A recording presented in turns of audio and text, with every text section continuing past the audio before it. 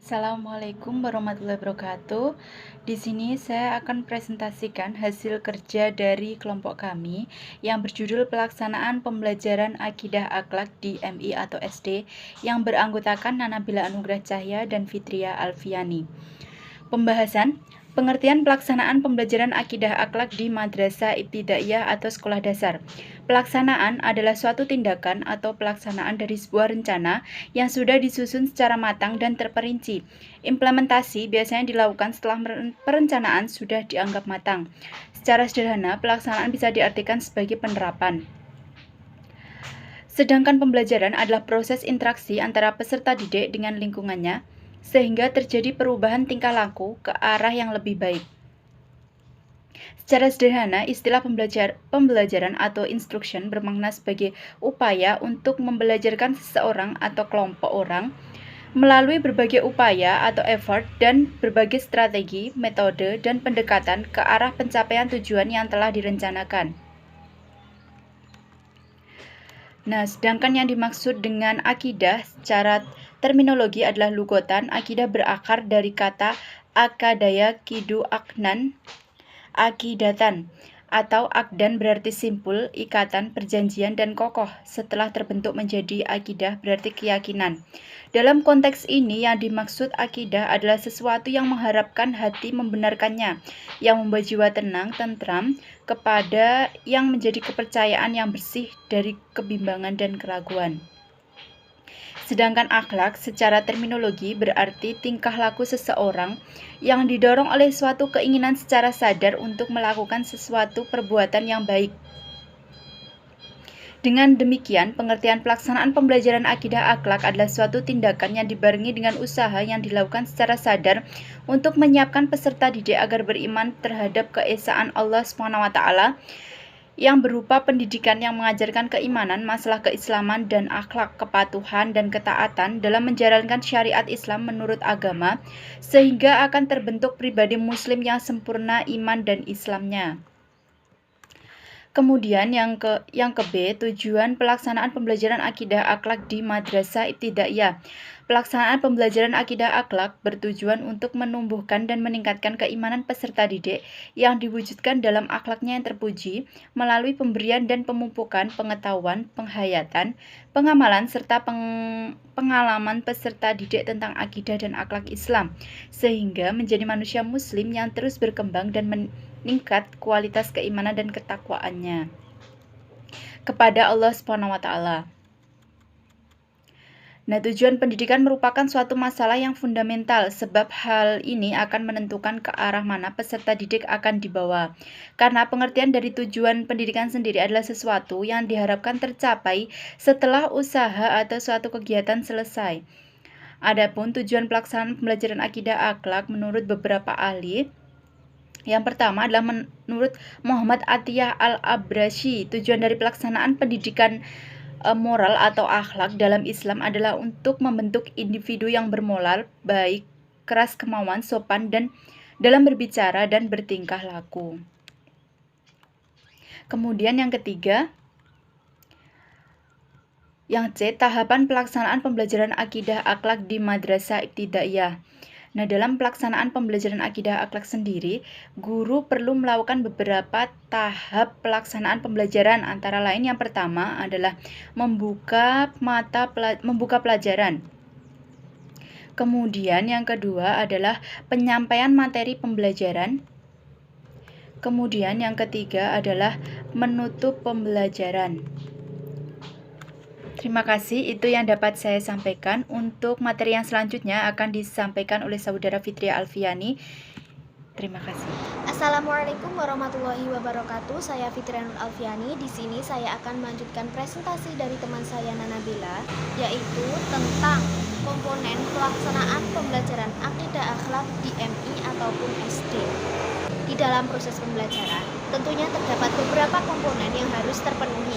Yang pertama yaitu mengenai tujuan, yang kedua bahan pembelajaran, yang ketiga metode dan alat, yang keempat adalah penilaian. Di sini saya akan membahasnya satu persatu. Yang pertama mengenai tujuan. tujuan pembelajaran harus sudah ditetapkan sebelum proses pembelajaran berlangsung. Yang mana tujuan pembelajaran itu sendiri merupakan sebuah kompetensi atau sebuah keterampilan yang harus dicapai oleh siswa setelah melaksanakan proses pembelajaran. Nah, di dalam menetapkan tujuan pembelajaran ini guru harus memperhatikan beberapa hal, yaitu luas dan dalamnya bahan yang diajarkan, waktu yang tersedia, sarana belajar dan mengajar, yang terakhir yaitu tingkat kesulitan bahan. Jadi tujuan harus disesuaikan keempat hal tersebut, yang mana guru harus mengukur kemampuan peserta didik setelah disampaikan keempat hal tersebut dapat mencapai apa. Nah, di situ baru ditetapkan tujuannya. Yang kedua yaitu bahan pembelajaran. Dalam proses belajar mengajar tentunya harus ada bahan pembelajaran yang telah disiapkan. Nah, di dalam menyiapkan bahan pembelajaran itu ada beberapa hal yang harus dipenuhi, yaitu bahan itu harus sesuai dan menunjang tercapainya tujuan. Bahan yang ditulis dalam perencanaan mengajar harus sesuai dengan konsep. Yang selanjutnya, menetapkan bahan pembelajaran itu juga harus sesuai dengan tujuan yang ingin kita capai. Selanjutnya, urutan bahan itu hendaknya dimulai dari pembelajaran yang konkret menuju pembelajaran yang abstrak, dimulai dari pembelajaran yang mudah menuju ke pembelajaran yang sulit sehingga siswa itu dapat memahaminya dengan mudah. Yang ketiga yaitu metode. Metode itu merupakan sebuah alat yang digunakan untuk tercapainya proses pembelajaran, dan metode ini digunakan sebagai jembatan atau media di dalam guru itu menyampaikan pembelajarannya, sehingga diharapkan dengan adanya media ini siswa lebih cepat paham dengan pembelajaran, sehingga diharapkan pelajaran itu berjalan dengan efektif dan efisien. Yang terakhir yaitu alat. Alat merupakan alat peraga yang mana dengan alat tersebut guru itu lebih mudah menyampaikan pembelajaran kepada peserta didik. Nah, dengan menggunakan alat ini siswa tidak akan merasa bosan dan siswa akan lebih cepat paham seperti itu. Yang terakhir yaitu penilaian. Penilaian di sini digunakan untuk mengukur kemampuan siswa setelah melaksanakan proses pembelajaran. Dengan penilaian ini, guru dapat mengukur keberhasilan siswa dan dapat mengetahui seberapa pahamnya siswa terhadap apa yang telah kita ajarkan. Yang selanjutnya, kita akan membahas tentang problematika di dalam pelaksanaan pembelajaran akidah akhlak di madrasah ibtidaiyah ataupun sekolah dasar. Di dalam kehidupan tentunya terdapat problematika.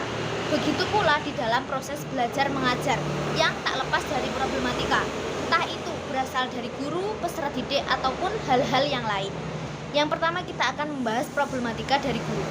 Seorang guru itu hendaknya harus bisa mengajar dengan baik dan benar. Namun, tidak dapat dipungkiri bahwa masih banyak guru yang belum maksimal dalam mengajarkan ilmunya terhadap peserta didik. Guru itu harus kreatif dan memiliki tanggung jawab, karena guru itu merupakan komponen utama dalam proses pembelajaran, yang mana ketika guru itu sudah benar-benar baik, sudah benar-benar bisa dalam mengajar, maka siswa akan baik.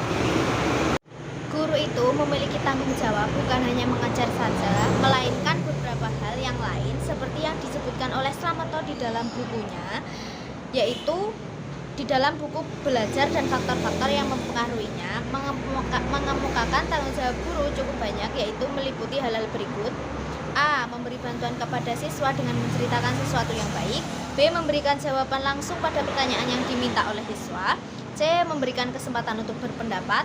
D. Memberikan evaluasi. E. Memberikan kesempatan menghubungkan dengan pengalamannya sendiri.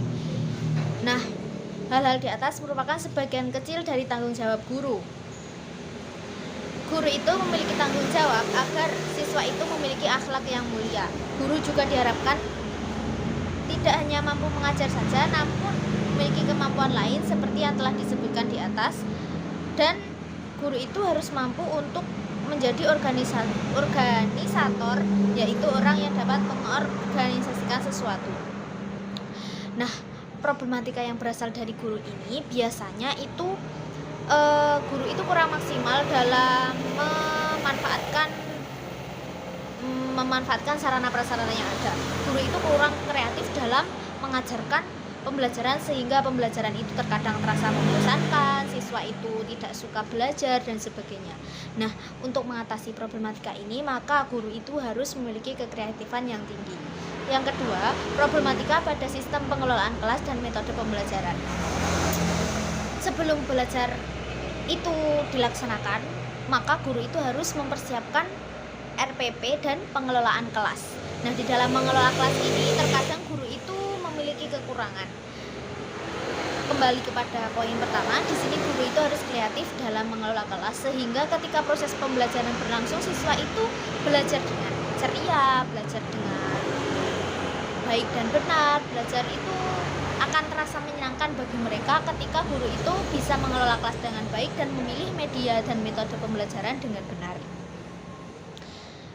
Di sini guru itu harus mengusahakan keserasian antara kegiatan setiap orang demi mencapai sasaran dan tujuan bersama atau yang disebut dengan koordinasi merupakan inti manajemen.